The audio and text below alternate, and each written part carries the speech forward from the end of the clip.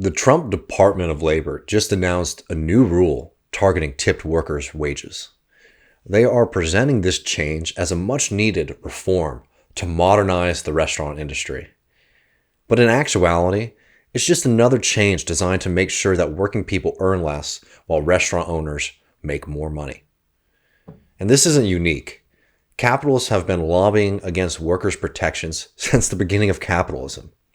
But what is unique about this present moment is that the tactic they are using is reclassifying workers so that they no longer receive the basic protections that were won by the labor movement. From Uber and Lyft to Grubhub, much of the innovation that we're seeing in American capitalism isn't really technological. It's regulatory. The only way to fight back is if workers come together in a union to demand their rights are not only protected, but expanded.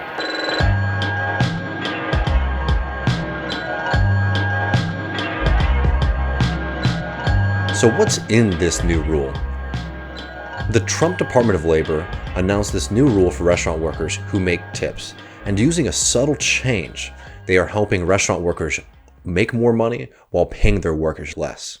To understand this, you need to understand that legally restaurant owners are not able to take tips from tipped employees, and there are very strict rules on how much non-tipped work tipped employees can do.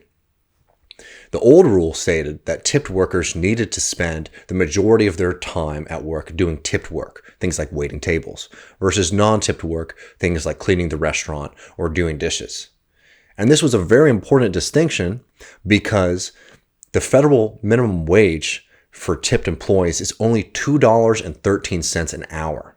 Now, the Trump Department of Labor eradicated this division and now allows back-of-the-house workers to be included in the tip pool. If you've ever worked in the restaurant industry, you will know that there is a big difference between front of the house and back of the house workers. Race, class, all of these things. What I've been seeing is people mistakenly thinking that this rule is going to somehow help marginalized people and that this is a step in some progressive direction. It's not.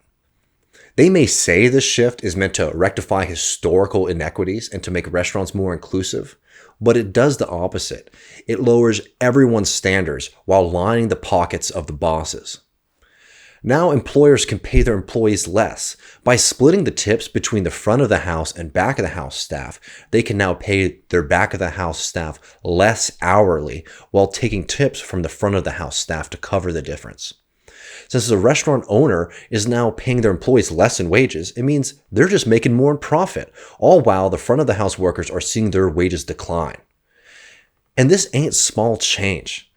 The Economic Policy Institute estimates that this rule will cost workers $700 million a year. In addition to making less, forcing tipped workers to do more jobs like cleaning and dishwashing will be extremely profitable for employers because they only have to pay them the tipped minimum wage of $2.13. That undercuts the labor of the back of the house workers as well. The Economic Policy Institute also estimates that because of this shift, over 5% of non-tipped jobs like dishwashers and cleaners at restaurants will be lost. We are living through a rise in contract work in this country. And one of the major tactics that capitalists and restaurant owners and bosses are using is just reclassifying workers so that the old rules don't apply anymore and they can exploit them even more.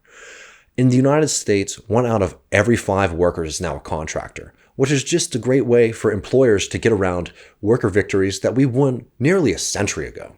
These definitions are also extremely important for corporations like Uber and Lyft, whose entire business model has been dependent on skirting the kind of workers' protections and benefits that other taxi and car service workers have won.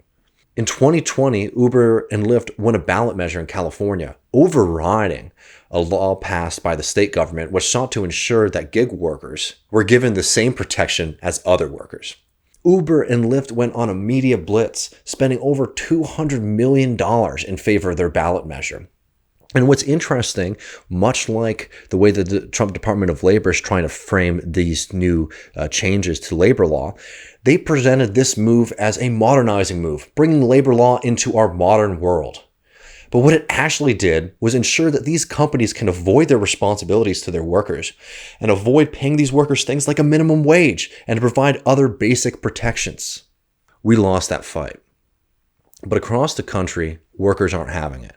From Alabama to California, more and more working people are understanding that the only way they will improve their conditions and defend their gains is with a strong labor movement.